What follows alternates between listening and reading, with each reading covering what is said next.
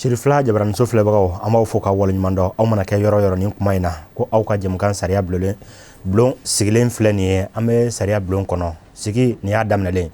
do fra temele anwe la ruta aw ye ka fo minye domaine direction ye unana wala sa ka kuma to dafa ko balle obe ko sudalen sa ambe kalo kono minye non demene krefe den kelele kaloye abika wajibe anga jamana kono hinani makari tola anga masala odeka odeko son anga ojem kaymi domaine tay amo blaka do fura wera kono bi amala ka masala minka odeye ni haknay le thème du jour la gestion des déplacés des réfugiés et les personnes vulnérables quelle prise en charge socio-juridique anga mawle o keneka monsieur Oumarou Diarra ministre délégué auprès du ministre de la Santé et du Développement social, chargé de l'action humanitaire, de la solidarité des réfugiés et des déplacés. Ana de ñoo fe ni kuma ina wala sa akan am blasera jamana ye wuli ka jodi monke ma monon bora o sigiro la haka jaka ka jamana kono nango mako déplacer walma kata jamana kofere la no ye réfugié kabi samba fla ani tanifla 2012 gela chamayanga bambali soro ame jenga faranyonga ka dodo ya rabbi ala ka basiki ka kono munun mbora u faso kono walma ka busi gorola ala ka bela jenen segni inumay ni wonde men krefe de kele likalo kono monsieur le ministre abe ambolo koro wala sa mali gouvernement yi wulka jom munun kenni chakdan nun konnana ka se ka nyefole ke anyana ala anga hakedo jamana fananka bara munu manake uka commencer ki kanyana mumu ke sababe amba donga fo gela juma muka uye munke u desara muna me gela juma fana muka bara nun kono nanyo do aka chala ka fo munye fitna we chama me dafa ala wala monsieur le ministre abe ambolo koron ama fo ka walimando asoni na kana ngenenka wala soni ani monsieur le ministre amedo anga babu kono wala sa ñingal mum na kala aka jami numan dama wala ame sariya blone kono sariya kuma be fo sariya tableau mimbe ndango mako droit international des droits de l'homme walma droit international humanitaire DIH uru bela jene be masala ni koinka anan blasara okum kono bi inshallah.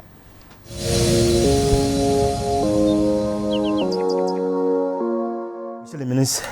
ami foki wala nyumando isoni na kanonga keneka wala sa kalo bayin ale tola kana masala ay mununke mu masaka ke jabi jumo sorola isona ko munke ami foki wala nyumando alhamdulillah be ala tonu kala barkada e ala fama min sona kan fra ngon kan e bisunna Shirifla TV Jabarani kan ka foli krengren kala se jamana nyama ma colonel Assimi Goïta nanga premier ministre par intérim colonel Abdoulaye Maïga kasoro manyene Dr Shogel Kokala Maïga ko alimi jamana premier ministre na be lafiya bola ni wakatina be anyina la fe ala ka nyuma segi ka ya rabbi ka jamana inta ina fo aya bla romina inshallah mashallah ambe lame baga bela jelen fo kala je baga bela jelen fo mali kono ani mali kokan kran yana men sinsi anga diaspora kan ni mawbi hamini jamana nyebi kusebe cheno me de kona ambi ka nyini ka jamana sama na diaspora luka jatige ni mami wakati ke jamana kokan ibaru ku ka kamana ganka bu parce que jabarani minnu be kuma a chamana nubolu soro lute nyuma fo anga jamana kan donc abe jamana deun jatige minnu be jamana kokan na mba fu na kuku hakili sigi ni ala sonama et la situation est sous contrôle akagele mais ala barkala et ambe kansego ke o foli kerengren la se jamana dembema kerengren yana anye kalulum flaminke embargo la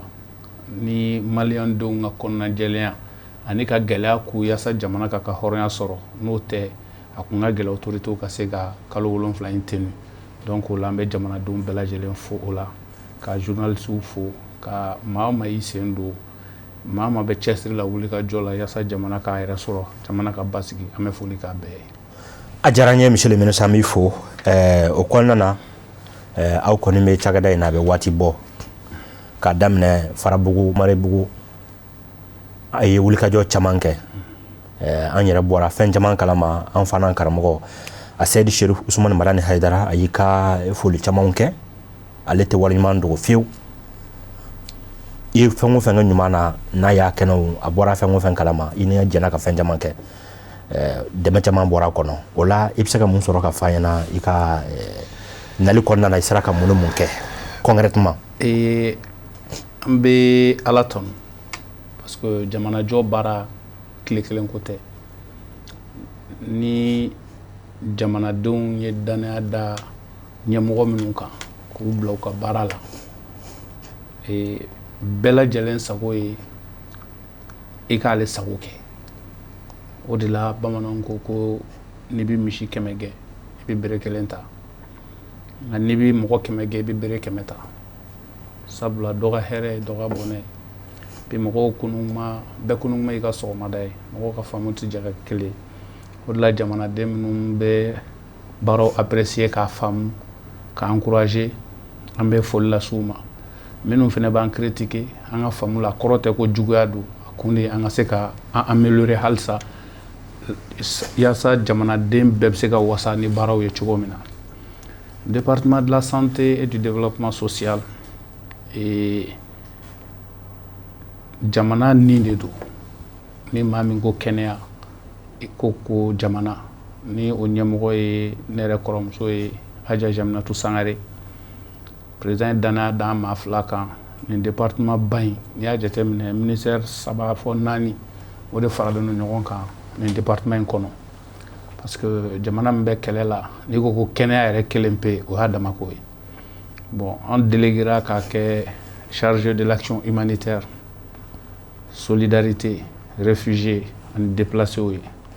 N'i ye nin fɛnɛ kelen-kelenna jateminɛ jamana min bɛ kɛlɛ la nin bɛɛ kelen-kelenna y'a dama ministère de.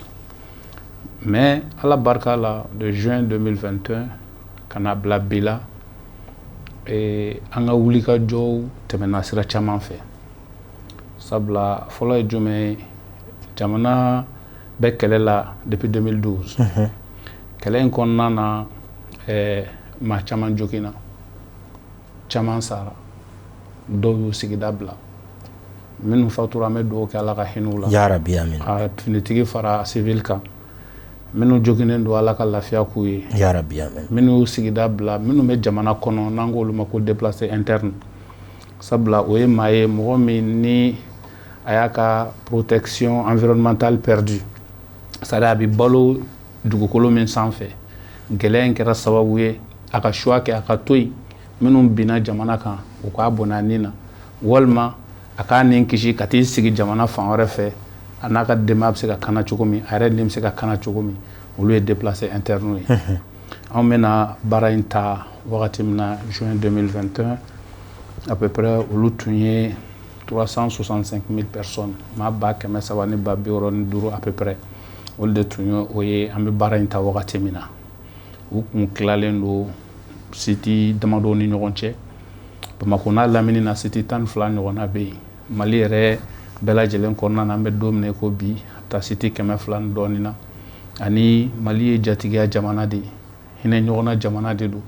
Caman bɛ ka balo du fana kɔnɔ. Sabula i b'a sɔrɔ dɔw bolo gɛlɛya binna an ka dugu kan. Dugudenw ne balima ka bɔ an ka dugu la ka taa sigi site déplacé kan ka ne balolen to ka gɛlɛ dɔw ma. Donc dɔw fana n'o ye famille hôte ye minnu b'u balimaw accueillir k'u kunbɛn k'u dɛmɛ. Donc nin bɛɛ lajɛlen faralen ɲɔgɔn kan n'i ko maa degunnen ko k'a dɛmɛ a tɛ taa fɛn caman kɔ. O la an kɛlen ka baara ta an ye an ɲɛsin fɛn fɔlɔ min ma o de ye diɲɛ kɔnɔ sariyaba minnu bɛ yen n'olu ɲɛsinnen don ni maaw ka hakɛ ɲinini ma. O belebele dɔ ye jumɛn ye ni o de ye la convention de Genève de 1951. O ye convention ye min ni diɲɛ jamana bɛɛ jɛra ka fara ɲɔgɔn kan k'a fɔ kɛlɛ, catastrophe naturelle, changement climatique, walima a mana kɛ politique kɛlɛ ye o, a mana kɛ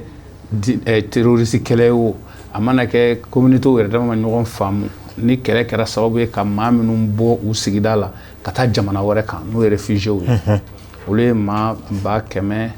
ani maa 85 ɲɔgɔn ye bi maliyɛn na minnu bɛ ka balo Mauritanie, Burkina ani Niger essentiellement. Donc o bɛn bɛ olu ka hakɛ tanga. Donc an y'a ɲini Mali kan ka jɔyɔrɔ minnu kɛ a ka jamanadenw ye o ko Mali bɛ se k'a ka jɔyɔrɔ fa cogo di. Donc o nana ni an ye fɛn sigi sen kan n'o ye ɲɔgɔn kunbɛn an ka jamanadenw bɛ jamana kɔ kan fɔlɔ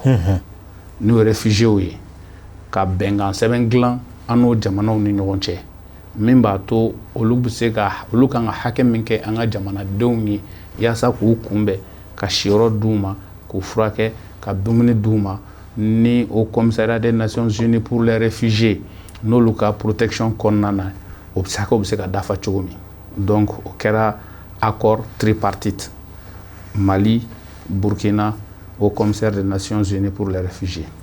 Mali, Niger au commissaire des Nations Unies pour les réfugiés, Mali, Mauritanie au commissaire des Nations Unies pour les réfugiés. Donc an y'o bɛnkɛ bila 5 ans. San kɔnɔ an bɛ ɲɔgɔn kunbɛn siɲɛ kelen o ye ɲɔgɔn kunbɛn wajibiyalen min ye laadala ɲɔgɔn kunbɛn k'a ɲini k'a dɔn degun jumɛn bɛ ninnu kan u ka kɛnɛyako fan fɛ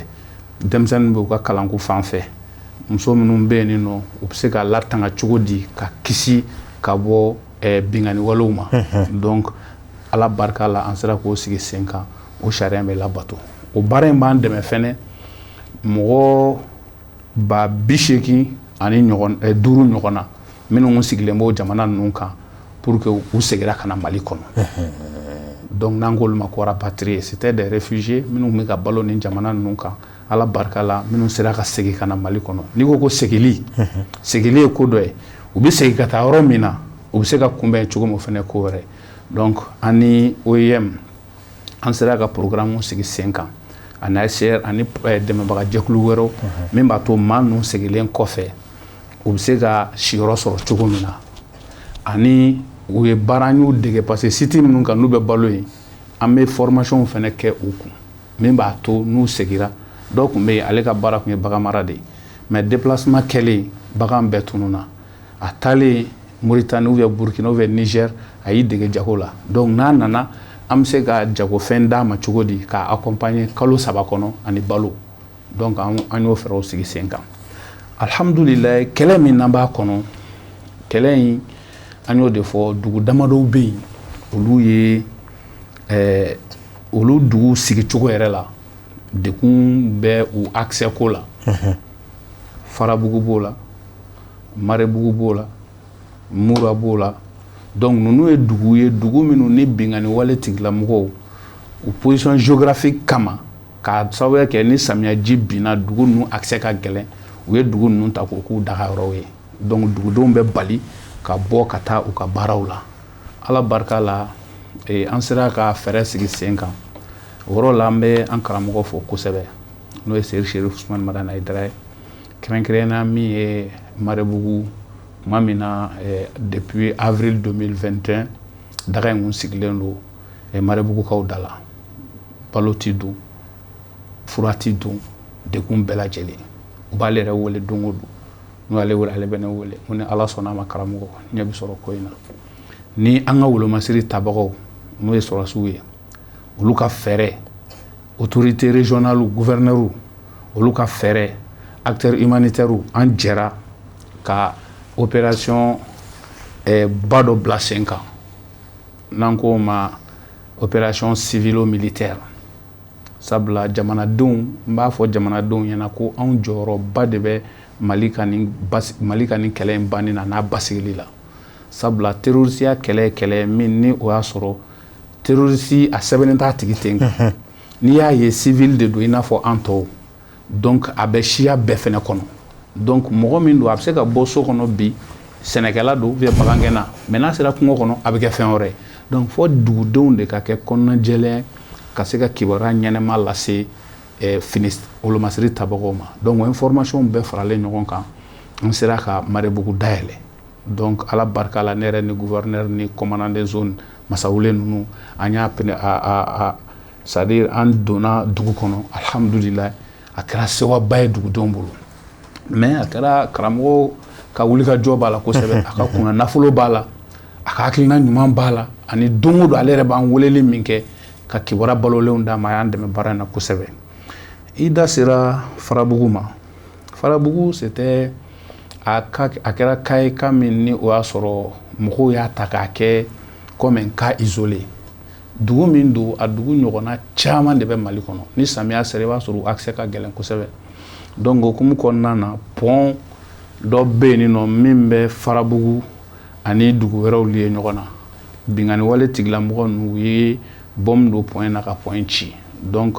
araviteli gɛlɛyara duguma sira fɛ en même temps u bɛ tilen do ka min don dugu voie d'accès la donc o de la mɔgɔ caman t'a faamu a tɛ i n'a fɔ ko terroristes de kelen do ka dugu minɛ k'u sigi n'a ye k'a fɔ ko armée dɛsɛlen do ka t'u déloger non dispositif dɔw de bilalen do u bolo dispositif minnu b'a to ni ko jamanadenw faratira mouvement la u bɛ se ka taa yɛlɛ min kan donc o baara ninnu na an y'a ye dɔw bɛ yen nɔ olu tɛ an dɛmɛ kɛlɛ in na u ye farabugu ta k'a kɛ dugu kɛrɛnkɛrɛnnen chaque semaine i b'a sɔrɔ kumabaw bɛ k'a kan RFI bɛ kuma France 24 bɛ kuma an yɛrɛ ka radio so dɔw ni télé so dɔw bɛ don o don u b'a k'a dama ka ye an nana farabugu k'an ka priorité avec l'armée malienne inchallah don yɛrɛ kɛra la an sera Segu o y'a sɔrɔ n bɛ ka bɔ mission na ɲɔnɔ farabugukaw ka weleli cayara ka don ye premier ministre wele Choguel ka ministre de la défense wele ka ministre de l'administration territoriale wele n ko bon bi kɔni ne bɛ Segu yan ni balo ma don farabugu bi a b'a bila o kun na ne ka Bamakɔ segin o jɔlen do fɔlɔ ka sababuya kɛ mun ye o y'a sɔrɔ jamana kɛlɛbaga dɔw u ye fɛrɛ jumɛn kɛ armée taara farabugu parce que mɔgɔw bɛ ɲɛna min kɔ farabugu yɛrɛ kɔnɔ an ka militaires bɛ yen minnu bɛ ka population kɔlɔsi mɔgɔ ninnu tɛ se ka bɔ fan si kana bin u kan donc armée taara ka taa olu ka dotation d'u ma donc armée tatɔ hélico capacité man bon armée ye suma tɔni 1 ani kilo 900 ta ka t'o di population ma o dugusɛjɛ dɔrɔn an dɛmɛbaga jugu dɔw taar'u yɛrɛ kɛ dugudenw dɛmɛbaga ye ka rapport dɔ bɔ i n'a fɔ fɔrilen do la cogo min na min tun bɛ na armée accuser k'a fɔ ko armée taara suma di sɔrɔdasiw ma ko ka dugudenw fililen to yen mais ala barika la an y'o kibaruya in sɔrɔ yɔrɔ min pour pallier à tout cela armée ye min kɛ an y'o fɔ ka tila tuguni ka ni pression est maintenue ala barika la premier ministre fara ministre de l'administration territoriale kan ministre de la défense kan u ye hélico caman wuli an sera ka o dɔgɔkun kɔnɔ plus d'une 50aine de tonnes an sera ka min ladon o fɛnɛ sababu la armée tilara tuguni ka don duguma sira fɛ avec un convoi humanitaire armée yɛrɛ de an ka humanitaire premier bi armée min ni kuma bɛɛ rapport kuntanw bɛ bɔ u kan Nations Unies fɛ k'a fɔ k'u jalakilen do u bɛ jamanadenw fagala u bɛ ka nin kɛ tan u bɛ ka nin kɛ tan u bɛ ka nin kɛ tan armée de bɛ bi in na ne yɛrɛ dɛmɛ n ka baara la kosɛbɛ parce que humanitaires hali n'i y'u bolo fila fa sanu la u tɛ se ka se yɔrɔ dɔw la hali n'a ka d'u ye mais armée de bɛ tila ka balo ta ka fura ta docteur mɔgɔw bɛ ɲinɛ min kɔ armée kɔnɔna na marifacilaw dɔrɔn t'a kɔnɔ docteur bɛ armée kɔnɔ sociologues b'a kɔnɔ psychologues b'a kɔnɔ donc juristes b'a kɔnɔ donc olu de bɛ tila tuguni ka relais ta anw ye anw bɛ se ka balo minnu mobiliser an bɛ suma minnu mobiliser ani olu yɛrɛ ka dotation na armée yɛrɛ ka budget la armée tila tuguni ka ministre de la défense n b'a fɔ nin yɔrɔ la kosɛbɛ Sadio tila tuguni ka budget voté min yɛrɛ ɲɛsinnen don balo ni fura ma ka ɲɛsin population civile ma donc armée de b'o relais ta ɲɛ donc du coup ni mɔgɔw ye protection des droits humains ko fɔ k'i b'a ɲɛsin Mali ma ou bien Mali armée ma ne bɛ yɛlɛ de parce que anw ka kodɔn ka kɔrɔ ni la première déclaration des droits de l'homme dans le monde 1945 anw ka kodɔn ka kɔrɔ ni o ye en 1236 dans la charte de Kurukanfuga si j'ai bonne mémoire si la date est correcte c'est ça anw ye a sɛbɛn o kɔnɔ k'a fɔ adamaden kelen kelenna bɛɛ lajɛlen a kan ka taga a farikolo la a nin na a ka hakɛ de don jamana marala bɛɛ ye anw y'o sɛbɛn a kɔnɔ bien avant bon nombre de constitutions à travers le monde donc ka adamadenw ni adamadenya ɲuman tanga o bɛ maliyɛnya yɛrɛ de la Mali ye jamana kelen dɔrɔn de ye i ti diɲɛ kɔnɔ bi jamana tɔw bɛ k'an ladege sisan de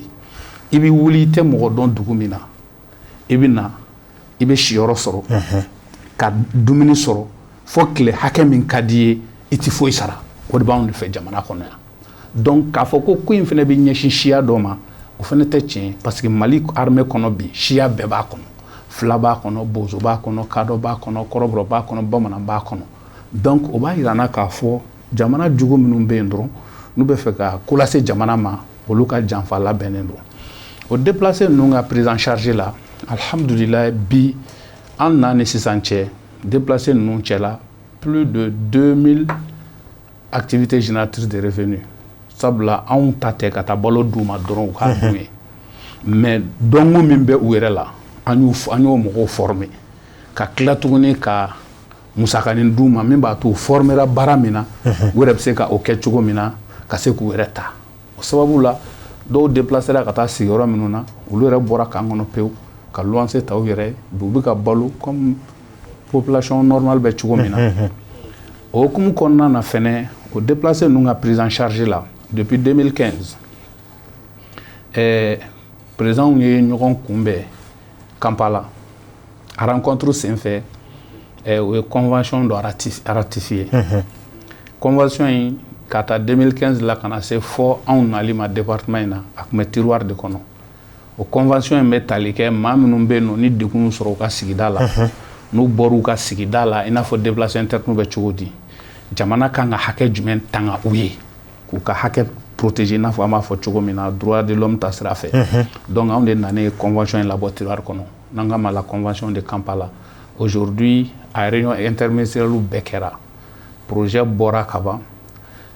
département damadɔw bɛ yen nɔ justice sécurité n y'a ci olu ma olu bɛ k'u ka avis labanw di a kan donc pour que an ka se ka convention domiciliation kɛ cogo min na a ka kɛ gafe min bɛ u ka droit bɛɛ lajɛlen protéger k'a kɛ sariya ye Mali jamana kɔnɔ alhamdulillah donc ninnu ye wulikajɔbaw ye wagati koron kama an da tɛna se ka se a c'est ça et telera an ka waati kɔni tɔ tora an bolo miniti 7 ɲɔgɔnna ye ok donc an bɛ mois d'octobre kɔni banna an bɛ novembre kɔnɔ ka ban pratiquement halisa ko a bɛ taa kalo tile 15 la n'o ye novembre ye inchallah ɲinan san ni san tɔw danfara jumɛn kɛra u ni ɲɔgɔn cɛ mois de la solidarité kɔnɔ mois de la solidarité an bɛ laɲiniba min yera la jamana ɲɛmɔgɔw fɛ sabula jamana o jamana bɛ diɲɛ kɔnɔ i b'a sɔrɔ fɛn dɔ de ye jamana in bonya ɲɔgɔn dɛmɛ ye anw ka jamana sɛmɛyiriba dɔ ye jamana in valeur ba dɔ don o de la 1995 sous la présidence du président Alpha Omar Konare u ye sariya ta min b'a yira k'a fɔ ko octobre kalo san o san ko k'a kɛ kalo ye min ye ɲɔgɔn dɛmɛ ani kɛrɛfɛdɛn kɛlɛli kalo ye donc alhamdulillah ɲinan an b'a 27e édition na ɲinan comme san tɔw la semaine tilalen don dɔgɔkun 4 de ni ɲɔgɔn cɛ dɔgɔkun 4 mɔgɔkɔrɔbaw ka don bɛ yen a laɲini ye jumɛn ye kuma caman mɔgɔw bɛ balo ta ka di o de jateminɛ k'a ɲɛsin maaw ma mais ko in ye jumɛn maakɔrɔw filɛ nin ye ɲɛnafin ka jugu mɔgɔ ma dɔgɔkun kɛrɛnkɛrɛnna maakɔrɔw tɔgɔ la consultation ka k'u ye gratuitement k'u ka banakow jateminɛ k'u ka dumunikow jateminɛ mais en même temps jamanaden bɛɛ k'a kɛ wagati ye min b'a to i ka gɛrɛ i ka maakɔrɔ la so kɔnɔ ka baro kɛ k'a fɛ ka ɲɛnafin bɔ a la musow tɔgɔ la don semaine fɛnɛ b'a kɔnɔ min ye musow ka hakɛ ka kɛnɛya ko ka furakɛli ko ka prise en charge bɛɛ a dɔgɔkun dɔ ye banabagatɔw ka dɔgɔkun ye lujura kɛra minnu garisigɛ ye donc ka maaw hakili jigin u la k'a fɔ u fɛnɛ tɛ mɔgɔ ye minnu b'u dan ma jamanadenw de don i n'a fɔ docteur Choguel Kokala Mayiga a b'a fɔ a ka kumaw la kuma caman ko les personnes vivant avec handicap ne sont pas des personnes à part mais ce sont des Maliens à part entière donc du coup u ka kan hakɛ la u ka kan droit la devoir la cogo u ka kan droit fɛnɛ la ten donc a naaninan o ye denmisɛnninw an'u ka baarako dɔgɔkun ye donc n'i y'a jateminɛ anw ka département in au-delà de l'action humanitaire au-delà de la solidarité département dɔ fɛnɛ min ɲɛsinen don fantanya ni kɛrɛfɛdɛn kɛlɛli ma o de la an ka déplacéw ka segili hukumu kɔnɔna na mois d'octobre in na an ye programme minnu k'a yɛrɛ ɲɛ b'a la président de la transition ale humanitaire yɛrɛ chef ye bi région tɛ yen bi an bɛ don min na ko bi kalo in bonya kɔnɔ a ma ambulance di région min na a ma suma di yɔrɔ min na a ma motow di lujuratɔw ma yɔrɔ min na sabula président jɛra a ka hakɛ dɔ de kɔ jamana ye min di a ma n'o y'a ka fond de souveraineté ka 2 ta n'i y'a tila 3 ka 2 ta ko fantanw ka ko donc ale y'an dɛmɛ kosɛbɛ kalo in fantanw assisté la mais laɲiniba min b'a la an y'a ye jamanadenw y'a faamu parce que organisation caman bɛ yen min kɛra politique organisation min kɛra société civile organisation min kɛra baɲumankɛlaw ye privé sira kan u bɛɛ bɛ ka activités kɛ hali sini peut-être ne bɛ taa Segu ka taa dɔw ka activité parrainer laɲiniw de ye jamanadenw k'u hakili to ɲɔgɔn na mais an ka déplacer ninnu kɛrɛnkɛrɛnnenya na haminako ba min bɛ jamana la bi o de bɛ se ka segin ka t'u ka sigidaw la cogo min na o la n ye programme sigi sen kan min bɛ baara kɛ san 5 kɔnɔ n'an b'o ma fɔ ko plan d'action, plan de retour des déplacés, des réfugiés et leur réinsertion socio-économique, c'est très important. Ka condition créée, même à tout se ka segi. Nous segira fene, ou se ka sabati chogo mina ou segida la, ka continuer ka se ka uireta. Donc là, au plan na, avec talike abise fo localité bisabani koma. École so ba kono, kena so ba kono, barakou ba kono. Parce que plan na ne dara la ka fo jamana kele minamba la. Ni marfa dɔrɔn an tɛ se ka kɛlɛ in ban faut que terroristes ninnu stade denmisɛnnin minnu hakili tiɲɛ ka tugu kɔ sabula fantanya yɛrɛ ye a dama sababu ye min b'a to mɔgɔ bɛ sɔn ka juguya hali i yɛrɛkun ma donc kɔngɔ bɛ mɔgɔ min na a ka hɔrɔnya man bon donc mun de bɛ se ka kɛ pour que denmisɛnninw kana tugu terroristes kɔ wari kama ou bien fɛn wɛrɛ kama donc n y'o fɛɛrɛ tigɛ plan in kɔnɔ o la baara bɛ se ka denmisɛnninw bɛ se ka former cogo di ka baara d'u ma yaasa u kana tugu terroristes kɔ donc o ye baarabaw ye n ye min dilan san 5 kɔnɔ min kan ka kɛ jamana baara ministériya baara continuité de don i bɛ dɔ de kɛ transition in n'anw sera ka min kɛ fanga min bɛna transition kɔfɛ o kana sɔrɔ gafe bɛ yen sira bɔlen don ka ban n bɛ taa sira min fɛ donc o de la n'i y'a jateminɛ an ka baara in a gɛlɛyaba o de ye an bɛ conception na en même temps an bɛ exécution na sabula don o don urgence de bɛ yen ɲinan baara gɛlɛyara an bolo sira dɔw fɛ sabula population mouvement de population y'a damako ye samiyaji fana ye pronostic bɛɛ déjoué ɲinan inondation cayara kosɛbɛ donc a y'a to musaka minnu fitinin min b'an bolo pour que ka se ka an jɔ dépenses ɲɛ o ma labɔli kɛ kosɛbɛ nka halisa ni taama ma ban bolo fifa fana ma ban an bɛ jamanaden ninnu de kama a bɛɛ ma ɲɛ caman ɲɛna dɔw ma ɲɛ minnu ma ɲɛ olu bɛ se ka corriger cogo di halisa jamanadenw bɛ lafiya sɔrɔ o de y'an ka hami o de la sunɔgɔ lafiya c'est à dire président yɛrɛ ɲuman na ko ni transition banna tuma min k'an b'an reposer ni jamanadenw ye lafiya sɔrɔ wagati min an bɛ taa an bɛ nege lafiya nɔfɛ voilà un peu en résumé. A diyara n ye miniti kelen de tora sisan nɔ monsieur le ministre ka bi jamukan datugu ɲininkali caman yɛrɛ bɛ ne bolo ka minnu kɛ min ye an kumana sariya minnu ka DH ni droit international humanitaire fo ka se droit international droit de l'homme ma o ninnu don nataw la an dalen b'a la k'a fɔ an bɛ sɔn ka segin o kama kɛrɛnkɛrɛn la mais ka bi jamukan datugu e bɛ ladilikan jumɛn lase maliyɛnw ma bi minnu bɛ faso kɔnɔ ani minnu bɛ faso kɔ kan. Ne bɛ min fɔ o de ye k'a fɔ jamanadenw ye ko jamana foyi tɛ diɲɛ kɔnɔ min bɛ jamana dɔ dan jamanadenw de bɛ ɲɔgɔn dan minnu ye jamana in mara ka tɛmɛ dɔw ɲɛna u bolo dɔw ma ɲɛ u bolo anw minnu bɛ yen bi dɔw bɛ ɲɛ an bolo dɔw tɛ ɲɛ an bolo an ye adamadenw ni adamaden baara fan si tɛ ko min dafalen don nka an k'a dɔn an ka jɛ k'an bolo di ɲɔgɔn ma ka yafa ɲɔgɔn ma ka dusukun kɛ kelen ni minnu ɲɛra an ka barika don o la ni min ma ɲɛ an k'o fɔ bonya kɔnɔ ka dabɔ ladilikan dilanni sira kan yaasa jamana in bɛ se k'a yɛrɛ sɔrɔ wa ni ala sɔnna a ma inshallahu ta'ala jamana in b'a yɛrɛ sɔrɔ. Ya Rabbi ala k'o kɛ. Merci beaucoup an b'a fɔ k'i jara. Merci beaucoup. Serifula Jabaramuso filɛbagaw sariya bulon don bi babu kɔni nɔgɔyara an bolo ka sabu kɛ waati dilen a ka d'an ye ka tɛmɛ nin kan waati min b'an bolo o banna pewu an ka babu kun sigira nin de kan ɲɔgɔn dɛmɛ ni kɛrɛfɛdɛn kɛlɛli kalo hukumu kɔnɔna na sariya bolo jumɛn bɛ yen nɔ minnu bilara sen kan diɲɛ foroba tɔnbaw fɛ walasa jamana bɛɛ lajɛlen k'i sen don a la ka ni ɲɔgɔnna ninnu n'a situation kɛra ka dɛmɛ don maaw ma o bɛ kɛ condition jumɛn kɔnɔ ministre da dɔ la ka caman ɲɛfɔ o ɲɛna a da sera Farabugu ani Maribugu ma fo ka se Mura ma wulikajɔ minnu kɛra a y'an fana karamɔgɔ fo o b'an lafiya ni babu in kɔnɔ kosɛbɛ karamɔgɔ fana ye ministre ka wari ɲuman bɛɛ dɔn a ye fɛn o fɛn kɛ wulikajɔw la balokow ta fan fɛ walasa dugu dɔw dumuni ka se ka kɛ a y'o fana wale ɲuman dɔn o la mois de la solidarité in an bɛ dugawu don a ɲɔgɔnna caman bɛ ala bɔlɔla k'an d'a ma an fana karamɔgɔ a kɛra mois de la solidarité dɔ parrain ye wulikajɔ bonyana la kosɛbɛ jamana ni a taabolo kama halisa an bɛ dugawu kɛ basigi ala k'a di an ka jamana in ma ne ni aw an na ɲɔgɔn sɔrɔ la waati wɛrɛ salamu aleykum warahmatulahi taala wa barakatuh.